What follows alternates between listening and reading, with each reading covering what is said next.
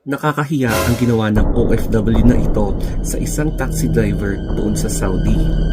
Hinold up niya kasi itong kawawang taxi driver na ito na isa ring foreign worker sa Saudi, and kinapkapan siya at kinuha yung kanyang wallet or yung kanyang bag na may lamang mga cash na pinaniniwala ang pinag-ipunan niya yon sa isang araw.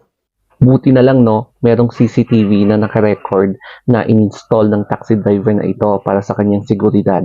So, makikita nyo na pagkatapos hold upin yung driver, dali-dali nang umalis at tumakbo papalayo etong Pinoy na OFW na naging hold upper sa Riyadh.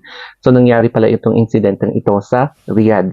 And after nyan, syempre, ni-report agad ng taxi driver na ito yung nangyari sa kanya and present niya itong CCTV na ito sa kinauukulan doon sa Saudi